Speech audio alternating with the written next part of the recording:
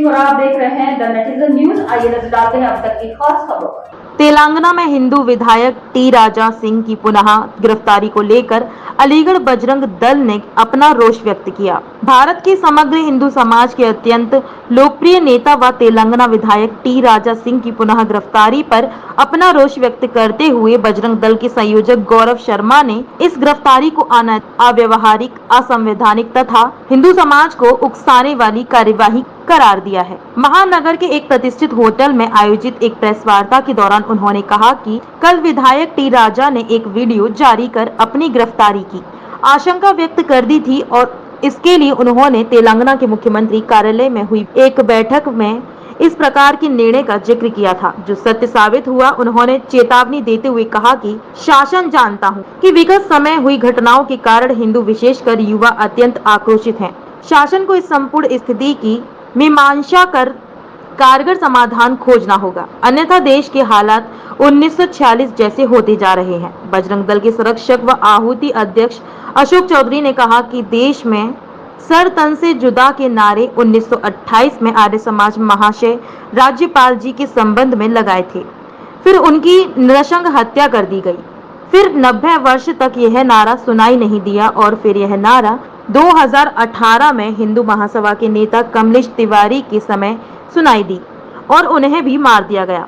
फिर यह नारा भाजपा प्रवक्ता नुपुर शर्मा के मामले में लगाया और इसको लेकर देश में कई निर्दोष हिंदुओं को मारा गया और अब यह सब टी राजा के मामले हो रहे हैं, क्योंकि समस्या यह है ही नहीं, समस्या है देश में मुस्लिम जनसंख्या इतनी अधिक हो चुकी है कि जो मुस्लिम अशराफ है वह समझता है कि वह देश में जिहादी फसाद खड़ा कर देश में शरीयत लागू करा सकता है और इस मानसिकता पीछे राजनीतिक दलों की मुस्लिम तुष्टीकरण की दोषपूर्ण नीति और प्रशासनिक अधिकारियों की न्याय व्यवस्था के स्थान पर शांति व्यवस्था को प्रश्रय देना है।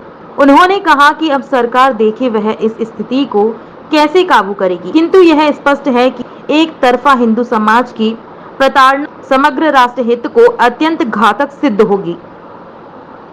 उल्लेख किया, सबसे पहले सर तन से जुदा का नारा 1928 में जब महाशय राज्यपाल जी की हत्या हुई तब उससे पहले लगा था और उसके बाद उनकी हत्या इल्मुद्दीन ने कर दी और इल्मुद्दीन के जब जनाजा निकला उसमें लियाकत अली और जिन्ना भी दोनों शामिल थे और 2.5 लाख लोग थे। उसके बाद 90 साल ये नारा नहीं लगा, उसके बाद ये नारा लगा तो कमलेश तिवारी की हत्या से पहले लगा और पूरे देश भर में प्रदर्शन हुए और कमलेश तिवारी जी की हत्या ये केंद्र सरकार और राष्ट्रवादी सरकार रोक नहीं पाई। उत्तर प्रदेश में योगी जी की सरकार थी, केंद्र में मोदी जी की सरकार थी, रोक नहीं पाई। उसके बाद में ये नारा नुपुर शर्मा के समय लगा और उसके तुरंत बाद अब ये टी राजा के समय लगा है। हम अपने निर्दोष हिंदू भाइयों की हत्या सहन करने की स्थिति में नहीं है। 1947 में ये देश हिंदुओं को मिला, हमने मुसलमानों को उनकी आबादी के से ज़्यादा हिस्सा दे दिया।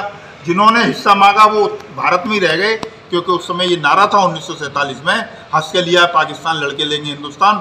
अब हम हिंदुस्तान के 1 इंच ज़मीन और अपनी असमत अपने मानविंदियों की इसका सम्मान हम देने की स्थिति में नहीं है। देखिए, ये जो पीसी है ये हिंदू समाज का आक्रोश है। आज अलीगढ़ में निकला है, कल देश के किसी और कोने में निकलेगा। हमारे हिंदूवादी या कहें हिंदू हृदय सम्राट टी राजा के साथ जो इस समय तेलंगाना में हो रहा है वो बर्दाश्त करने वाली स्थिति नहीं है। उन्होंने एक वीडियो बनाया और वीडियो वहाँ के कोर्ट ने देखा है और न्यायालय ने उनको बाइज्जत बरी कर दिया, क्योंकि वीडियो में किसी भी धर्म विशेष का मजाक या किसी के लिए कोई अपशब्द नहीं थे। उसके बाद एक भीड़ निकलती है तेलंगाना की सड़कों पर और वो नारे लगाती है सर तन से जुदा होने के। जब किसी ने किसी के लिए कुछ कहा ही नहीं तो किस लिए सर तन से जुदा, और ये सर तन से जुदा चल क्या रहा है देश के अंदर।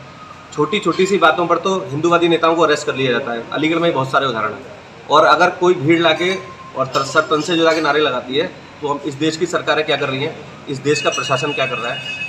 और सर तन से जुदा के जब नारे लगते हैं और RSS मुर्दाबाद के भी नारे लगते हैं तो उस भीड़ के दबाव में तेलंगाना का प्रशासन और वहाँ की सरकार टी राजा के लिए एक विशेष बैठक रखती है और जिसका आयोजन मुख्यमंत्री के कहने पर होता है और उसमें तय किया जाता है कि पुराने केसों को निकालकर इनको गिरफ्तार किया जाएगा। जितना मैं कानून को जानता हूँ या जितनी मुझे लॉ की जानकारी है कि जब किसी मुजरिम को कोर्ट में लेके जाया जाता है तो उसके पुराने केसों को भी देखा जाता है। तो ये थी अब तक की खास खबरें। अगर आप खुद को ऐसी ही खबरों से तरोताजा रखना चाहते हैं तो हमारे चैनल द नेटिजन न्यूज को जरूर देखें और हाँ, लाइक और सब्सक्राइब जरूर करें और साथ ही बेल आइकन को दबाना ना भूलें।